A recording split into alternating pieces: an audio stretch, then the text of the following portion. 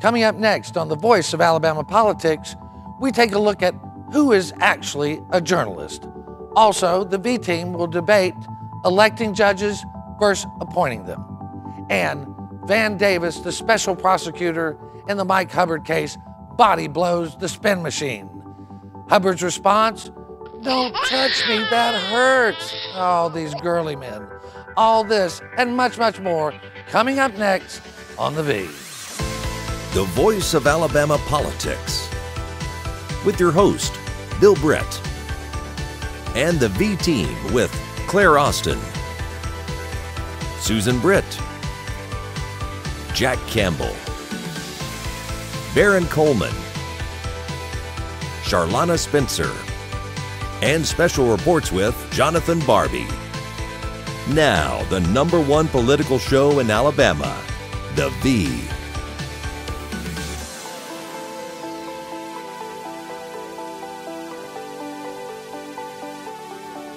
Welcome to The Voice of Alabama Politics, where we tackle the tough issues so you have the hard facts. I'm your host, Bill Britt, and as always, I'm joined by the V team. Welcome all. Good morning. Good morning. Happy Thanksgiving. Happy Thanksgiving to everyone. And it's great to have you back. We have missed you. Thank you. Glad to be back. You've been working at your real job. Yeah, I do have one of those, yes. Well, we all do, I guess, and Yes. we have to work at them from time And we're to time. thankful for that. Yeah, absolutely. Well, it is the They Thanksgiving. pay money. Thanksgiving season, so we should be thankful. Well, we have free lunches here, right? Wind down Wednesday. Recently, Troy University released a study that said that Alabama would save money if they appointed judges rather than elected them. Well, the businesses in Alabama would save money by not contributing to partisan elections. Yeah, That's one way to save money. That's true. I mean, is this a good idea, Charlana? I mean, I tell you this, this is not new to those of us who are right. members of the Alabama State Bar. This is a position that the State Bar has been advocating, and a number of its presidents have for at least the 15 years that I've been practicing law. You know, there are only 8 states in the country that have partisan election of judges. And when you look at those, Alabama, Illinois, Louisiana, there's some similarities between some other lists that we've seen about corruption in government. Texas. Right. Yeah, Texas, Tennessee, New Mexico, those kinds of states. So I think it's a good idea to have some sort of merit selection, some sort of weeding out process. how would you do that? You know, I have to say, I have to revert back 20 years ago when I first moved back to the state of Alabama and working in campaigns, and Chief Justice Hooper was elected to the Chief Justice of the Supreme Court. Now, I can assure you all the conservative business Republican folks would not like the idea of having appointed judges throughout the state of Alabama. They didn't then. So in 20 years, has everybody's philosophy and mindset changed now because the business community and Republicans dominate the benches? That's the question. So. I mean, but what's the mechanism of appointing judges? There are different ways you could do it. You could have a governor just make a selection like he does to fill a county commission seat, get a few recommendations from the community, appoint one of them. You could have a panel that selected them that would, referred up. They could be vetted by the bar. There are any number of ways you could do it. The question I have is, does the voting populace of a given county have enough information to be able to select who is the most qualified judge for that county? Do they understand the legal system well enough? It's questionable whether they understand the political system well enough to elect a senator or a representative. It is. But do they have enough information about how the legal system actually works in order to say that guy is more qualified than that guy? You know, many times these judges, especially on the circuit level and probate level especially, once they're elected, they are there for life. And I don't think it's really an election issue as much as it is a partisan election issue. Should our judges be elected based on party affiliation, or should they be elected, if you want to continue with the elections, on a merit system rather than whether or not they will adhere to the Republican Party platform or the Democratic Party platform? Well, that's one of the biggest issues, I think, with voters. Okay, well, that's one thing. But once you are sworn into office and you take the oath, no matter whether you're Republican or Democrat, you should follow the rule of law. I mean, that's the bottom line. You ask, how does it done? Even right now, when a judge, vacates, whether it's a circuit or district judge, that appointment goes to the governor, and there's a process through that area in the state where they nominate the 3 and then the governor chooses from there. There is this belief among the people and especially among certain politicians that judges will save them or judges will rule in their favor regardless of what the statute says. Because they think they own them. Yeah. Well, and there's an issue with that. When you look back in 2006, that was the most expensive race for the Chief Justice of the Alabama Supreme Court. In Alabama history, it was the second most expensive race in United States history. Right. And so I think there is, at least the people who have the money to put where their mouth is, are doing so in these elections. Well, it's an interesting thing. I mean, one of the things we've got, another judicial issue is reapportionment was heard in oral arguments by the U.S. Supreme Court. This is a big deal. It certainly sounded to me like the court wasn't favoring throwing out redistricting in Alabama. What was your take on that, Barry? My take is the court will probably uphold it. The question I have right now is, are they going to uphold it based on the evidence they have? Are they going to kick it back to the district court and try to get more evidence? The question was not answered, I don't think, to the court's satisfaction of whether or not they were challenging the state as a whole, the entire state plan, or whether they had specific challenges within specific districts. Right. They're trying to bring this under a certain line of cases that requires you to have specific complaints about each specific district. I don't think it was pleaded well, frankly, at the trial court level. I don't think the judges understood that aspect at the trial court level. I don't think the order addresses that. It went up to the Supreme Court, and the justices seemed mystified as to why that hadn't yet been addressed before oral argument. So you think it may be handed back down? I think it's an option. I agree with Barron. It's very likely that the Supreme Court could send it back to the lower court for some additional fact-finding.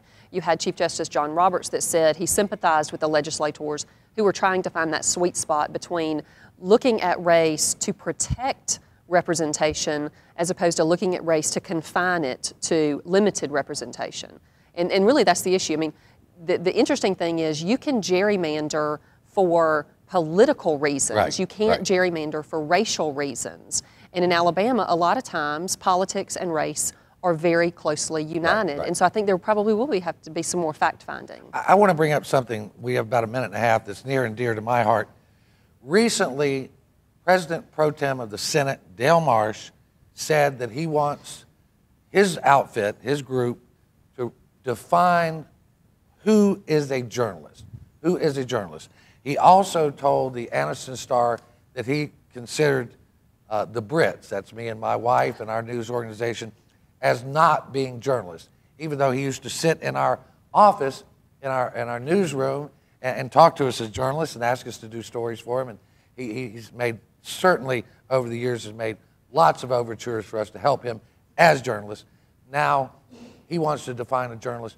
Claire, why is the Republican legislature going after journalism and going after their credentials? Well, first of all, that's because y'all have done a heck of a good job, okay? That's one thing, and they're covering, I think, for somebody else. But I think that the leadership in the Senate is treading on thin water and thin ice by doing this, because if you look at a lot of these court cases from around the country, which I'm sure y'all have had, I mean, my philosophy is always been, you do not want to stir up somebody who owns the bottle of ink, okay? Well, wasn't it Ben Franklin that said you never pick a fight with a man who buys ink by the barrel? By the barrel, exactly. Right. Well, we buy them by the terabyte now. Yeah, but I mean, it's just, it just sends the wrong precedent throughout the state of Alabama and the country. And I just think they're going to get a tremendous black eye by doing something like this. Y'all have been reporting, and sometimes they like what y'all report, sometimes they don't. And I think they're doing this for the man on the 5th floor. Well, to me, the more press, the better. You know, the press has dwindled so greatly over the last 10 years that there's hardly anybody reporting. The answer to bad speech is more speech. Right. Right. Well, and I think one thing that you can do, and we talked about this earlier, is the U.S. Senate passed a federal shield law for journalists back in the last session. It didn't make it through the House, but in that shield law, the Senate defined what would be considered covered journalists. Yeah. And it took into account this, what we call the new media. Right. I mean, you see folks like Birmingham News, the Montgomery Advertiser, the Huntsville Times, you know, as the print media is declining, their online presence is increasing. Right. And so you have to take into account folks who don't have a print media source. And I think they're going to run into problems if they don't define it so broadly. Well, we're going to have to hold it right there. You're watching The Voice of Alabama Politics. Stay tuned for more debate and more analysis. We'll be right back. The V is sponsored by Spot On Strategies Group. Give thanks.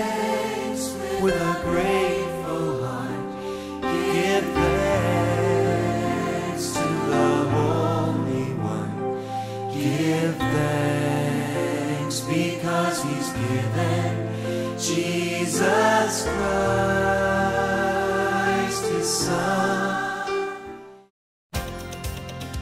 Welcome to Alabama's newest entertainment destination, Wind Creek, Wetumpka. The perfect escape for date night, a getaway with your friends, or a relaxing poolside cocktail.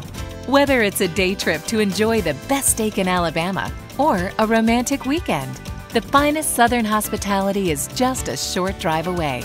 Wind Creek, Wetumpka. Find your winning moment.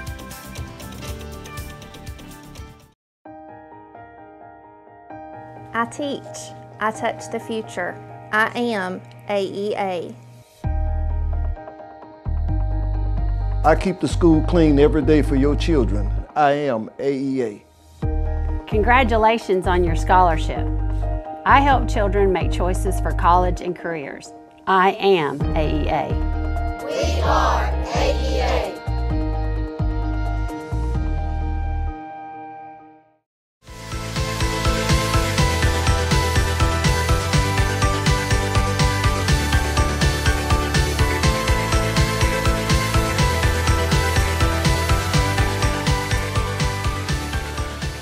Welcome back to the voice of Alabama politics.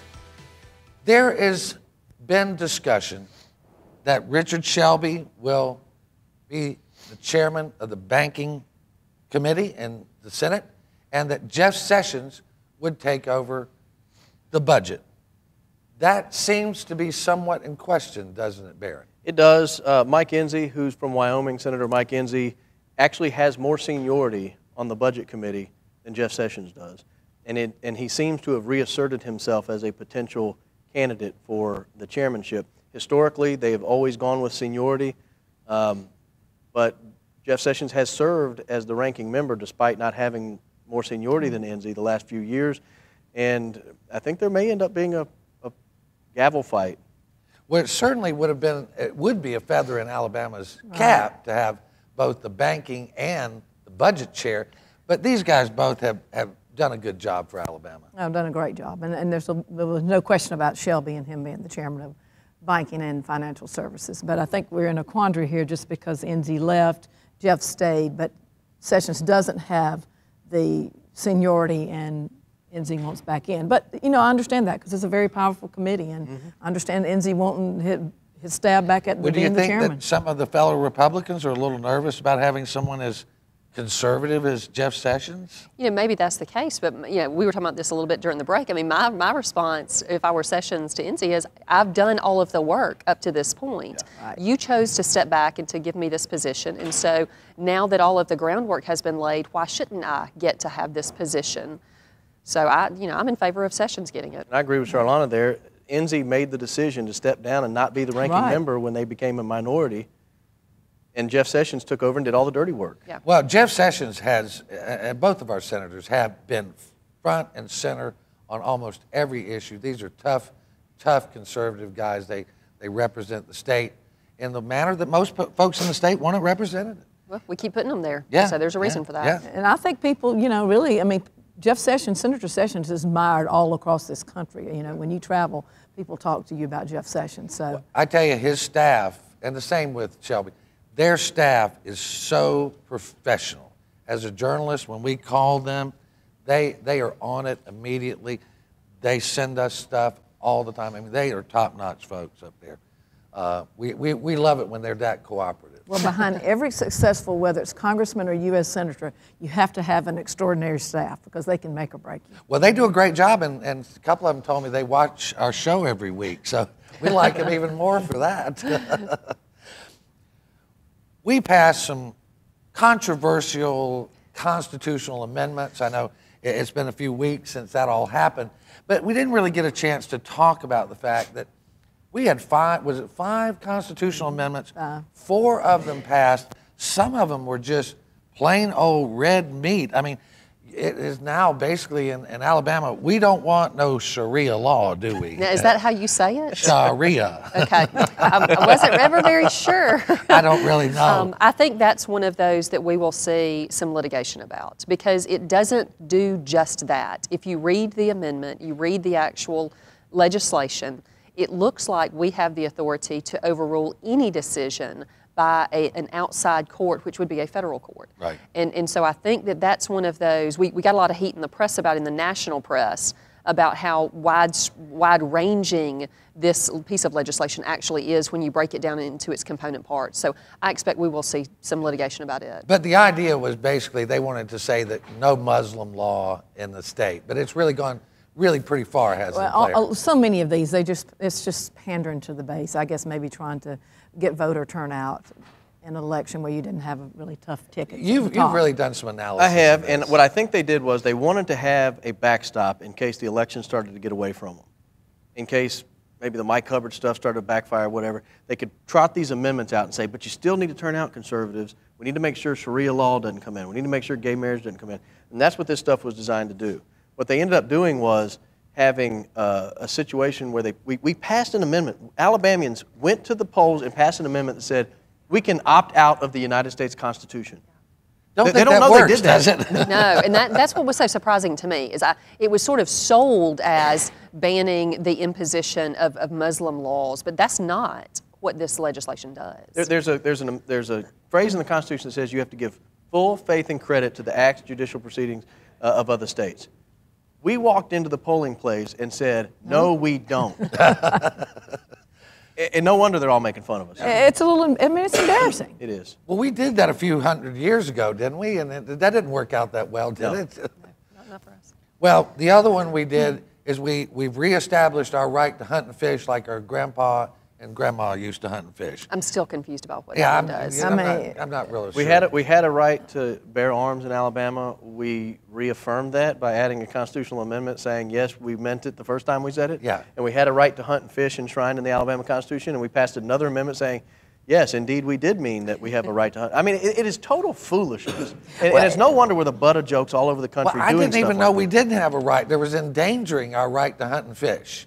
You know, you come to Etowah County, everybody hunts and fishes. Well, you come to many of the Black Belt communities where I'm from, and that's the economic development. That's where the way people make a living off of people hunting and fishing. This was just pandering, right? This wasn't policy. No, it's unadulterated pandering. I mean, absolutely unadulterated pandering.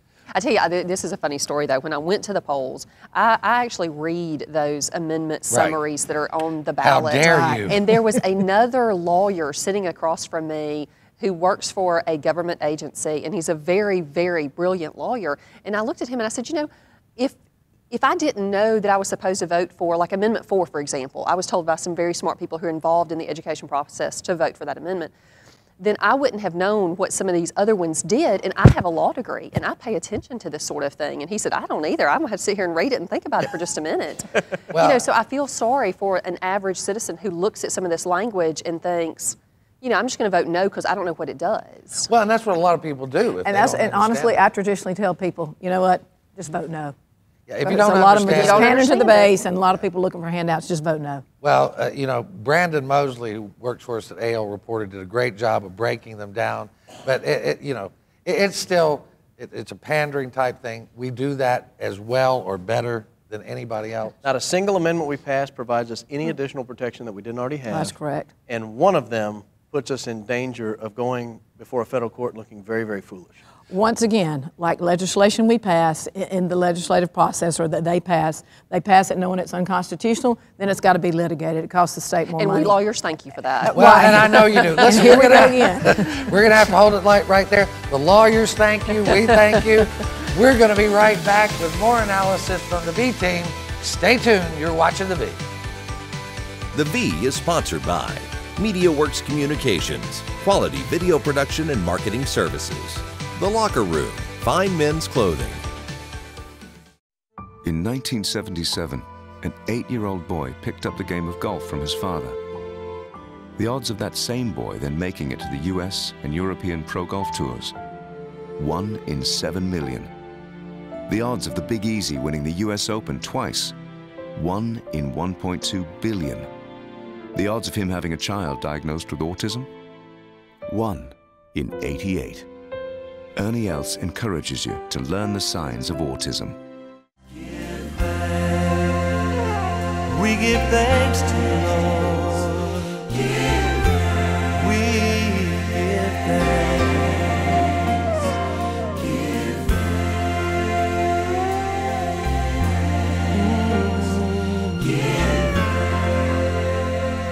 We give thanks to you, Lord. Welcome back to the V, the voice of Alabama politics. We're joined now by Jack Campbell. Good morning. Thanks for having me. Oh, it's always a pleasure to have you. Good morning, Jackson. Clarine. The inimitable Jack Campbell. The inimitable. And that too, both those. Y'all's beards are looking very, very impressive. No Shave November in full effect. Well, I guess. And that's why I have November. on tights for the day, thank you. Oh, well, we She's don't doing No Shave November. too much information there, Claire. I tell you what, this week, though, Van Davis, the man who's leading the prosecution against Mike Hubbard on these 23 felony counts of indictments, he came out this week and just leveled a body blow at the spin machine that has been Mike Hubbard and Mark White. What's your take on what Van Davis had to say? It's kind of like the C.C. Peniston song, Finally. I think they waited a little late, but I think they made a very salient point. We interviewed 150 people. This is not some witch hunt. This took a long time. We reviewed thousands of documents. So to suggest it's a political witch hunt, sorry guys, far from it. I think it was very, very revealing, some of that stuff in there, wasn't it, Claire? Yeah, I agree. And as I would say, and a former House member would say, Van Davis put the hay down where the goats could get it. Because when you talk about that many people that were interviewed, and, you know, once again, having worked in AG's office, I've never seen a special prosecutor put a letter out like that. That was very strong and outside the box. And but it had to be done simply because of his attorney and his team trying to try this in the media, in the press, instead of in the courtroom when it goes to trial. Barron, I mean, Mark White and Hubbard have been so vocal and on the airwaves and print and everything. Van Davis' hand was forced, wasn't it? I think it was. When you've got the Speaker of the House going on television saying it's a political witch hunt, that there are rogue prosecutors in the Attorney General's office, disregarding the fact, as you guys have pointed out a couple of times, 150 people gave testimony. Hundreds of thousands of documents were subpoenaed and reviewed. This wasn't some fly-by-night operation where they said, let's go get him and mess up his political career. Not only that, you had Mike Rogers, a sitting congressman, shamefully and disgustingly call out the actual Attorney General, Luther Strange, and saying he's doing this for political reasons. I feel like they had no choice but to get out in front of it because the Attorney General's office credibility is key. They're prosecuting BP. Every day they make life and death decisions on trying to put people to death in the state of Alabama, prosecuting criminal appeals, civil complaints, consumer protection complaints. The Office of the Attorney General is kind of a sacrosanct place. And if you have the Speaker of the House coming out and saying it's all devolved into some sort of rogue prosecutor political campaign, you can't leave it like that. You have to come out and say something. And it caught them completely flat-footed. They had no response that was even remotely Well, dignified. when they did response, it didn't make any sense, though, Jack, No, did it it? didn't. I mean, of course not. But I mean, you're right. They had no idea this was coming out. They didn't. But you know, to tout and question Van Davis, his credibility, you know, you cannot do that. He said, "I'm a Republican. I've held office for X years. I mean, this is not." And he said, it's not about Luther Strange. Basically, I'm going to do the right job of a prosecutor. I'm going to uphold the law. And how dare you say that this is a witch hunt? Well, I think one of the things that they really pointed out, look, the timing of the indictments had to do with the statute of limitation running out. And that was important to share that. And, you know, one of the things that White and Hubbard have been barking about, like wild dogs, is that there are leaks, there are leaks, there are leaks. They investigated those leaks, didn't they? In the statement Van Davis issued, he said, we've tracked down every single leak, we looked into every single allegation, we took them before judges. They were not to be founded. They were. It's just spin. It's political spin. The one major leak they had came from a guy inside the AG's office leaking to the defendant. Right, and that's outrageous. Well, I think the other thing that I found interesting and is when he talked about that Hubbard and them said that Davis and Hart were smearing prominent business leaders. They addressed that. They addressed that in a big way. Yeah, he said, no, these people are witnesses. And the names had to be used in order to put him on notice of what he was accused of doing. Right. Now, that doesn't mean that these people could not be charged under the statute that says you cannot give a thing. If you accept a thing of value, then that person offering it, I would think, would be just as guilty. That's the way the law reads. That's the way the law reads. I want to point out one interesting one, though. The indictment that mentions lobbyist Dak Switek, or Swadek. I'm never sure how he pronounces his name. But it says that he was solicited for a thing of value. It never says that he gave anything. But it's also listed in the same indictments that list Bob Barton, Will Brook, they list Jim Holbrook. I mean, all of them, it says solicited, that Hubbard solicited a thing of value and received a thing of value. That's different in Dax's case, isn't it? It is. It means one of two things. One is it could mean Mr. Swadek did not give a thing of value. That he was asked, that he went and provided testimony, and the only thing you can conclude is Mr. Swadek went into the grand jury and said, yes, I was solicited. Yeah. The other thing that you could conclude is, if you don't conclude he didn't give something, the other thing you conclude is he cooperated and they didn't want to name him as participating in criminal activity. How bad is this that Dax Swadek might testify against his big boss there? Well, if anybody knows everything there is to know about Mike Hubbard, it's Dax Swadek. Amen to that. I mean, they have been closed for years. Somebody made the statement, well, maybe Dax didn't have the $150,000 to give him. I don't think that's true. Do you, Claire? No, I don't think that's true at all. Where would that $150,000 have come from? Yeah. One thing I do want to bring up, we got about a minute and a half. In 2 counts of the indictments, it says that Mike Hubbard brought businesses before Robert Bentley. In other words, he lobbied Robert Bentley on behalf of the Southeast Alabama Gas District and lobbied Robert Bentley on behalf of CV Holdings. If Robert Bentley takes a stand against Mike Hubbard, it's going to be Grandpa Walton versus John Gotti, isn't it? Hadn't quite thought of it that way. I think that's a pretty good way to put it. It would be a media search. And I think that's probably why Governor Bentley has been pretty silent on this whole thing, is that he's potentially a witness and he's going to keep his mouth shut. But that's like having Pawpaw testify, isn't it, Claire? That's right, and it's also very interesting because the Speaker never registered to lobby for these particular corporations because they said he was just doing public affairs. But when you go asking, when you're out there asking other government officials to do something for a company, that is executive branch lobbying in my book, and I register for those type of things. Well, we're going to have to leave it right there. I tell you, if Governor Bentley takes a stand, they're in big trouble. You've been watching The V, the voice of Alabama politics. You can catch us every day at alreporter.com and every Sunday on your ABC affiliate throughout the state. Happy Thanksgiving. God bless.